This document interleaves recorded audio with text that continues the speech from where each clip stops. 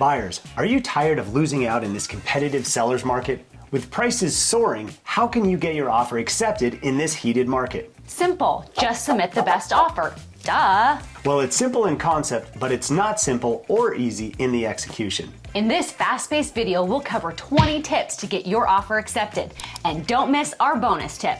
Let's jump in. First, you want to start off by understanding what the seller's needs are. As a buyer, the very first thing you want to do is figure out what the seller's wants and needs are and then craft your offer around this. Number 2, set a positive tone. As a buyer, you want your agent to have good rapport with the listing agent and assure them it will be a smooth process working together with another professional. Sometimes the winning offer is chosen because of the professional and positive experience the listing agent and seller have with the buyer's agent and buyers. Number 3, have your offer personally presented. Yes, having your agent present a strong offer in person or via Zoom to the listing agent can make your offer stand out. Most agents are simply going to email the offer, but you don't want to be like every other agent or do what every other buyer does. This sets a professional tone and allows us to talk up our buyers and promote the advantages of their offer. 4, consider submitting your offer early.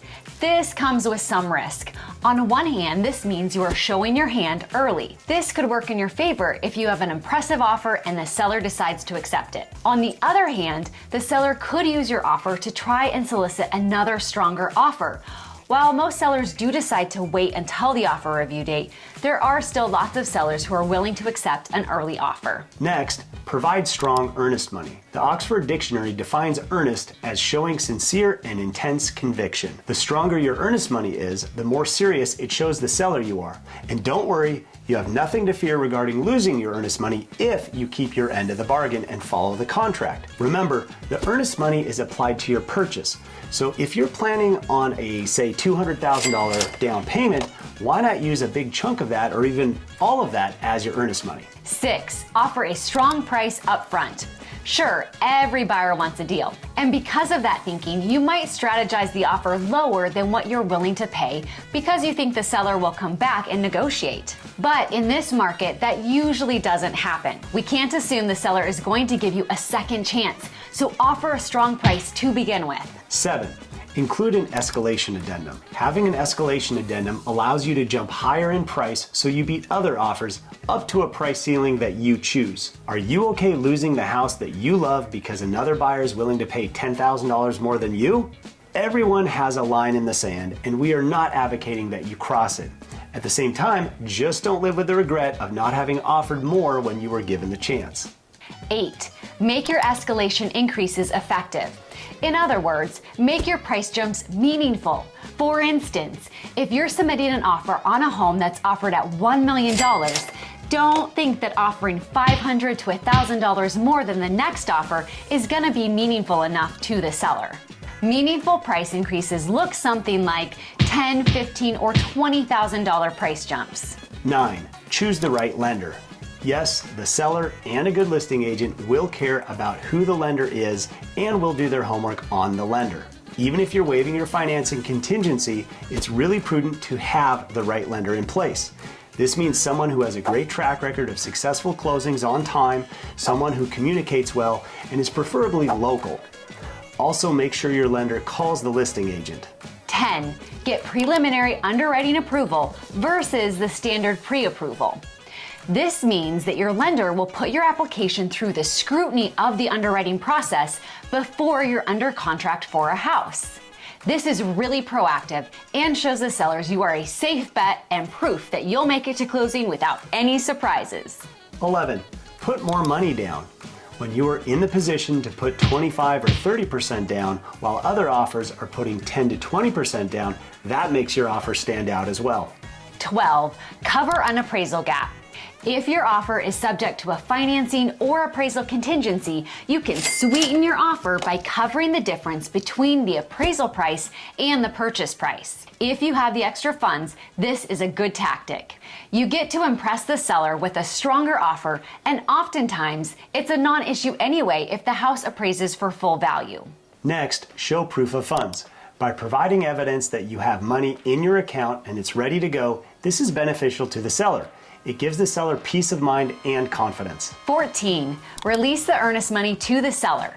This strategy allows your earnest money to be held by the seller as a non-refundable deposit after mutual acceptance. Most commonly, the earnest money is held by escrow. However, this demonstrates to the sellers that they have nothing to worry about. In practice, this is used when the buyer has waived all contingencies, is going all in on this offer, and has no recourse or way to back out of the transaction unless they risk losing their earnest money. 15. Waiving some or all contingencies. This does not mean you should go into the offer blind. Quite the opposite. You definitely don't want to risk purchasing a home without doing your homework and your due diligence. Why not do a pre-inspection, review the title report, and get preliminary underwriting approval before submitting your offer? Then you can feel good about waiving some or all of the contingencies. 16. Sign off on all disclosures. If your offer has already signed off on things like the seller disclosure statement, lead-based paint disclosure, information verification period, HOA review, and any other seller disclosures, you are strengthening your offer. 17. Provide a free rent back to the seller. If you give the seller this option, it allows them the convenience of living in the home for a period of time after closing. This can be a huge help to them and make your offer stand out. 18. Have a quick closing date. Better yet, have the seller choose the closing date. Does that mean a closing as quick as possible? Or would the seller like a closing date that is further out? Either way, give the seller what they want. Just be sure that you can deliver on what you're promising. 19. Write a love letter. This is a bit of a controversial one. Some agents promote this while others are against it. The advantage is you get to express how much you love the property, and it gives you the chance to introduce yourself. The disadvantage is this may not resonate with the sellers. Also, there are a number of listing brokers who are hesitant for letters to be included in an offer due to potential liability. Yes, something as innocent as a love letter could potentially open up a can of worms due to fair housing and anti-discrimination laws. And number 20, offer to pay the seller's moving expenses. Sure, you could just increase the purchase price of the home, but having a strong purchase price and being willing to pay some or all of the seller's moving expenses is impressive, and it shows creativity in your offer.